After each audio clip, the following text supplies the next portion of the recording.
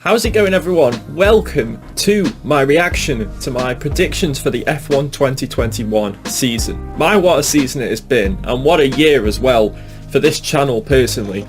This video was uploaded, the video I'm about to watch, the predictions video, was the video uploaded before the Story of Haas video. And that Story of Haas video just blew up massively, didn't it? Like, I'm very grateful for the amount of people who've watched that and the amount of people who have subscribed since this predictions video went up. So a lot of you might not have seen this yet, but I'm about to react to them. And yeah, some of them aren't great, if I remember correctly, and yeah, I guess let's just get on to watching the video, shall we? Starting off with the most improved driver, and I'm going to go this season for Lando Norris. I don't know if this is sort of like a universally predicted thing.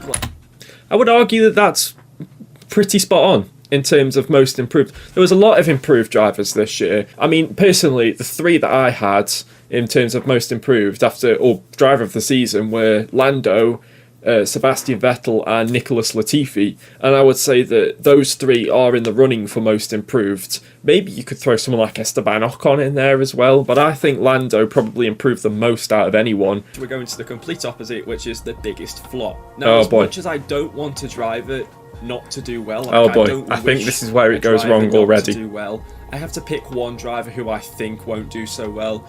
And unfortunately, I'm going with Esteban Ocon this year. Yeah, nice one, you idiot. Fernando Alonso is his teammate, and when Fernando Alonso is your teammate, you've got no chance in this. Try telling me 8 months ago that Fernando Alonso and Esteban Ocon would, one, be level on qualifying. They out-qualified each other 11 times each. And in the races, they were very close to each other. They finished 10th and 11th, didn't they, in the championship? I think they did, 10th and 11th. They were extremely close. Probably the closest teammate rivalry, other than maybe Ferrari, that we had in terms of like championship position and points. So yeah, this was pretty off. In this sport, Abby, let's face it, the team will revolve around Alonso. And unfortunately, Ocon will suffer because of it. I don't think he didn't. Next up, we have most underrated. This was an easy one for me, Yuki Tsunoda. Now, I know why did I do a prediction for most underrated? How am I going to know who's underrated? I think it's fair to say I joined the Yuki Tsunoda hype train. In terms of the most underrated driver, though, I think there's only one winner of this, and it's got to be Carlos Sainz. I mean, people expected him to do better than Vettel last year. People expected him to maybe push Charles Leclerc a bit more. No one expected him to, one, beat Leclerc in the championship, and two, Sainz only finished out of the points twice all season, and both of those times he finished 11th. Biggest team rivalry. Okay, and I definitely got this wrong. And I can't put my finger on why, but for some reason, Verstappen and Perez. I don't know why. I think it's due to the fact that absolutely not. A much better driver than the last two that Verstappen's had to deal with as teammates. And when Daniel Ricciardo was Verstappen's teammate, they got into a lot of battles on the track. They didn't hate each other, they didn't not like each other, but they did get in a lot of heated battles on. That certainly did not happen once Max was in the title fight. I think Checo knew what he was signing up for. At the time, I didn't think he knew what he was signing up for. But he understood the mission. They wanted Max as world champion, and they were going to use Checo to help that happen. What the actual team with the biggest rivalry, absolutely no question whatsoever in my head, it's got to be the Haas team. Schumacher and Mazepin kept on clashing on track, kept on clashing off track. I don't think any team rivalry comes close in terms of both on and off track. I just don't see in what other team, if any other team, there will be a massive rivalry. I mean, I know little did you know said that he's not friends with Mick Schumacher at all. Well, I kind of did know. They've got nothing to. They won't really have anything to fight for, in my opinion. Yeah, they do have something to fight for. Finishing one ahead of the other. That's all they had to fight for, so they were obviously going to be the biggest team rivals. I've put Nikita Mazepin in P20. No. Okay, that's a good start. I'm taking that. Technically, Mazepin finished in P21 behind Robert Kubica, but Robert Kubica only did 2 races, so I'm taking that as a dub, and I got that one spot on. Speaking of Nicholas Latifi, I've put him in P19. I don't really know what to say about Nicholas Latifi, to be honest with you. Because of where he was in the races, you know, he was normally near the back. He wasn't really doing an awful lot. Or rather, okay, let me rephrase that. He wasn't always at the back, but wherever he was on the track, he wasn't really involved in much a lot of the time. Yeah, that's fair. He did some overtakes, and he got overtaken a few times, but yeah, it's hard to have an opinion on someone who you've not really seen that much drive an F1 car.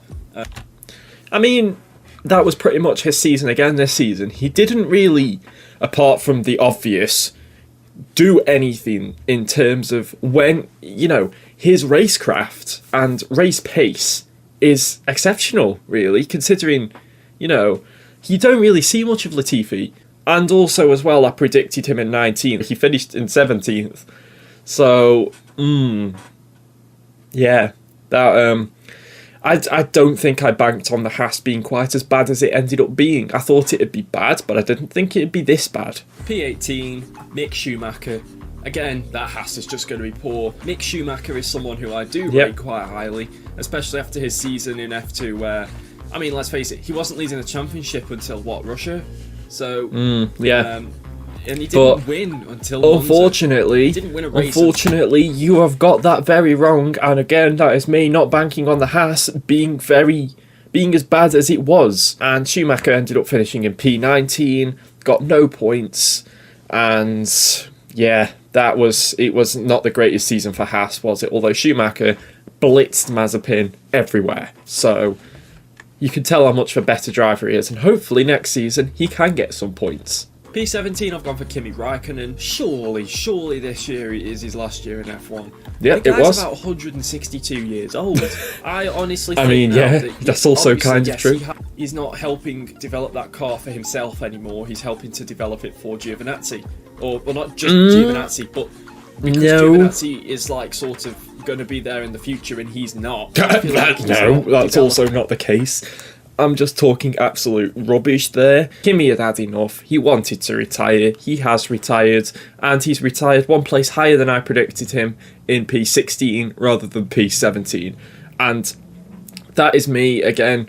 He's one place higher up than I predicted. Probably because of how bad Giovinazzi was. In P16, I've got George Russell. I think George Russell will finally get those points. Again, one place off because of the lack of Giovinazzi. I think that Williams, whilst maybe not going to improve that much, with how much the Haas has regressed somewhat, and like how I think Williams can sneak a few points this season. And they did. Yeah, Russell, P15 in the standings. That's one place higher than I predicted him again. Yeah, he sneaked those few points, didn't he? He sneaked quite a few more than 6 or 7, but at the same time, that's pretty much all he'll have got if the Belgian Grand Prix had gone ahead. Because let's be real, if the Belgian Grand Prix had ended up being a race, he would not have finished second, he'd have probably finished 9th or 10th, let's be real. He did it in Russia, he started 3rd, finished 10th. But let's hear what I have to say about Giovinazzi, because I don't think that's going to align with what has happened. In either of those places. I just think that Giovinazzi has the better car, so will do a better job in getting those few points. P14... Well, that's not the case. Giovinazzi finished in P18 with a grand total of 3 points, and Kimi was the one who sneaked those few extra points.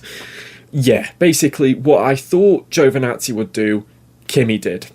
It's pretty much swapped round. This may shock a few people, although not after my biggest flop prediction. I've gone with Esteban Ocon. Again, I just think the fact that Fernando completely outpaced by Ricciardo, and he sort of got onto Ricciardo's speed right at the end of the season. But, as I said earlier, Fernando Alonso is a completely different beast to Daniel Ricciardo, you know what I mean? Yeah, well, yes, but it didn't affect Ocon in the slightest, and like I said earlier, if anything, it made Ocon better. Ocon finished in P11, so yeah, that's 3 places off. This is not going well. The only one I've predicted right so far is Nikita Mazepin, and technically that one's not even right. And now we're probably going to get a few more wrong because of where I've put Ocon. P13, I've gone with Yuki Tsunoda. AlphaTauri. Yeah, there we go. That's one place higher than 6th best car on the grid. He ended up finishing best car in 2021. But again, he'll finish ahead of Ocon. He'll get some decent results, will Yuki Tsunoda. I'm sure he will once he gets up to speed. But I don't think he's going to finish any higher than 13th. I think 13th is a very safe bet for Yuki Tsunoda. No, everyone else, pretty much everyone else who I watched said 14th, and that is exactly where he finished. But because I thought Ocon would get just pushed aside by Alonso, I went for 13th, and it was wrong. So now the Ocon prediction is just going to skew all the other ones by the looks of it. P12, I've gone with Lance Stroll. Lance Stroll's a weird one. We don't know how Again, good that Aston Martin one place higher for one, and than he finished because of the Ocon prediction. Very inconsistent, isn't he? I mean, at the start, Yes. the start of last season was He's immense inconsistent. for Stroll. The start of it was crazy. He had such a good start to the season. He did. Going all the way up to, well, it was all the way up to Monza, wasn't it, when he got that podium? Yeah. He Basically, this season Stroll was inconsistent beyond belief. He had a typical Stroll season in a sense. He had some decent results. He also had some very bad results. And he finished P13 and I put P12. So again, I predicted him one higher than he ended up finishing. Again, like I said, the Ocon prediction has skewed everything else. P11, Pierre Gasly. I think that's as far as he Okay. can go in that AlphaTauri. Maybe No. push up to P10 or P9, depending. Well, but why did you say P11 then, you donut? If you think he can push up to P10 or P9, why did you put in P11 when he finished in P9? Ah, my days. To be fair, I didn't think the AlphaTauri would be as good as it was this season. P10, Fernando Alonso. I think, again, Okay. that's as far Another as he spot can on go one. in that Another car. spot on one. I think that, genuinely, I'm not joking when I say this. I know I'm not predicting the Constructors' Championship in this video. I genuinely think Alpine will be 7th in the Constructors. But it's not about the Constructors' Championship. But I'm not going to let that one slide. Alpine were much better than that. Aston Martin had the season that I thought Alpine would have, and they finished in 5th again for the 3rd year in a row. So good going, Alpine, and also good going, Alonso, for finishing in the same position that I predicted you in. That's 2 correct. P9, see, from this point on, it was quite hard, but P9, this may be a surprise, Carlos Sainz. Whilst I And think it the ended up Ferrari being will one. 100% be better in 2021. It still Well, that's won't true. be in the top 3. If you Yes, get me. it Like, yes won't be- it was. It very much was. They finished in 3rd in the Constructors. but he's young and experienced, and that's something you don't see every day. So he will definitely fight for those podiums, I think, will Carlos. But he did. I think he will just get pipped by the drivers I'm about to tell you about. Well, no, he actually just pipped all the drivers I'm about to tell you about, apart from one who was a bit lower down. But Sainz had the season that everyone expected Leclerc to have. Loads of people expected Leclerc to be getting all the podiums. Loads of people expected Leclerc to be full on number 1, like Verstappen is at Red Bull. That was not the case in the slightest. That, on the base of it, looks like a poor prediction. Well, it is now, because he finished 4 places higher. But I could see where I'm coming from, predicting Sainz in 9th. And plus, I didn't think the Ferrari would get that mid-season upgrade and be comfortably the 3rd best car. When you make these predictions, you have no idea what's going to happen. 2022, we're going to be even harder, because I do these predictions before testing. I might have to wait until after testing this time, because I have no one has a clue on who's going to be good or not. What team is going to be good? We don't know. We have no idea. P8, I've gone for Sebastian Vettel in the Aston Martin. It's a tough one with Vettel because of such a poor season last season that he had. It's hard to know whether he's going to recover it or not, especially in a different car, which he we don't did. know how it's going to be compared to the Ferrari. We don't know how. Well, for starters, we don't know if the Ferrari is going to be any better this year. Well, the Ferrari was better. Vettel was a lot better this season. Although his points tally may not show it, he was driving comfortably the 7th best car this year, whereas last year he was driving a car that Leclerc was fighting in the midfield with. P7, my most improved driver of the season, Lando Norris. Yeah, or at least close enough. He prediction finished anyway, P6. Most improved prediction. He finished P6. Definitely a massive improvement. He got way more points than last season. I mean, he was P3 for the longest time in the Drivers' Championship. He got 4 podiums, including one of them being in 2nd place. P6, I'm going with Charles Leclerc. He did that Ferrari. I've got them the wrong way like I around, said, with Leclerc and Carlos Norris. Sainz, it will be a better car, and Leclerc, I mean, drove their socks off that one last year, didn't he? I mean, he got 2 podiums with it. Isn't it weird how Leclerc got 2 podiums in a worse car than this year and only got 1 podium this year? I just find that weird. I got Leclerc and Norris the wrong way round. Norris finished 6th, Leclerc finished 7th. I put him the other way round. There's a lot of one-off, isn't there? There's a lot of getting them wrong by 1. This is really frustrating. P5, same as last year, Daniel Ricciardo. I think Daniel Ricciardo and a McLaren Mercedes are just a match made in heaven. No, they weren't. They certainly were not. In terms of the car itself, anyway. The team, I'm sure he loves being at the team, but he just did not take to that car, did he? He did not take to that car. Just think back to his first season at Renault. It wasn't very good, was it? And yet his first season at McLaren wasn't very good for the performance of the car. So, fingers crossed that if he performs at McLaren next season, like he performed in his second season at Renault, this man could be on the podium a lot of times. And now we move on to the top 4. We only have Mercedes and Red Bull drivers left. So P4, I'm going with Sergio Perez. Safe bet. Spot on! And I said safe bet there as well. Absolutely spot on. Although I didn't fully expect Perez to be the wingman to Verstappen, but I fully expected Perez to still struggle to an extent in that second Red Bull, and he certainly did. P3, Valtteri Bottas. Yep, another one correct. Basically, I did all the calculations for that video that never happened of the 2020 championship if Verstappen had not retired or not had the bad luck or whatever, and he would have finished ahead of Bottas in the championship easily.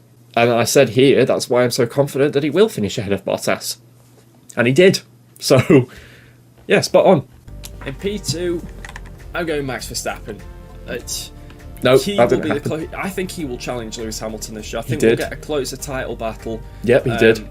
Not too long. I think it'll go about halfway into the season.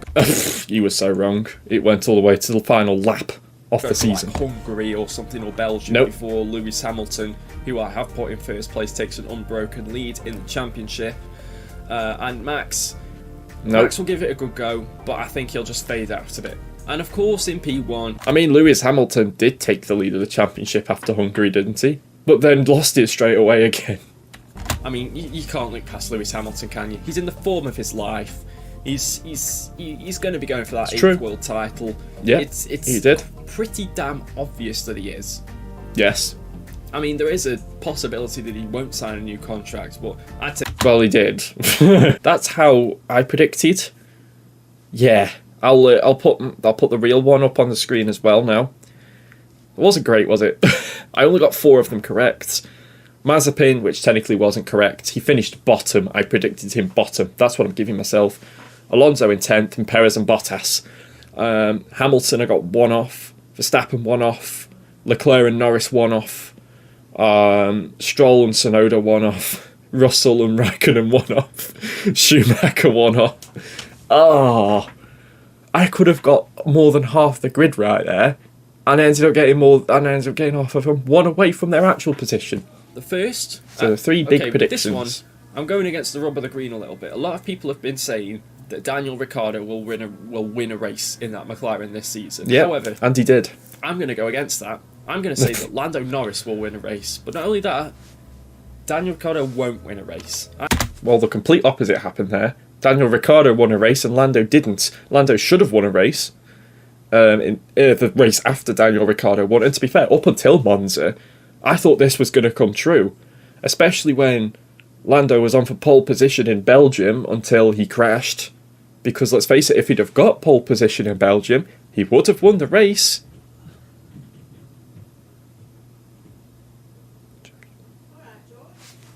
Yeah?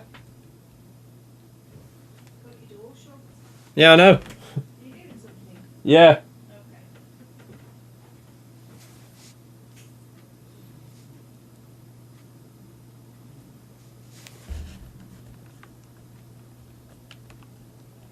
I think that Lando Norris is going to win a Grand Prix this season, and Daniel Ricciardo will not. That's not to say he won't get podiums. I think he'll get a couple of podiums, well, Daniel Ricciardo, but I'm going to say Well, he only got 1. And, yeah. Second one, not quite such a big prediction, but one that might not happen. I think that both George Russell and Nicholas Latifi will both score points this season. Spot on. Yes! Get in. That's exactly how you make a prediction. Nah, that one was the safest one of the three, for sure. That was the safest one of the three, in my opinion. It improved so much that surely they were both going to get points, and they did. So, spot on with that one. Season. And if you watch closely, that means that in the Drivers' Championship, I think that Nikita Mazepin will be the only driver not to score points this season. Well, that didn't happen, but that's not an official prediction, so I'm not counting that for. That makes it sound like I don't have much faith in him. I just don't think that he can get those points in a bog standard race. And this one, again, goes a little... It was funny, because the only points he got were in two races that certainly were not bog standard races. Little bit against what everyone else was saying. Of course, loads of people want Nico Hülkenberg back in 2022. They think he'll get a seat. However, I'm going to say someone different. I'm going to say that Daniel Kvyat will be announced as a 2022 driver for one of the teams during the season. Well, I was close with that one. I just got the wrong 2019 Toro Rosso driver. I just went with a random... I think for that one, I just went with a random name that wasn't Hülkenberg. That's pretty much it. And then I have one more big prediction that I'm going to make that I am not going to tell you about until I react to this video at the end of the season.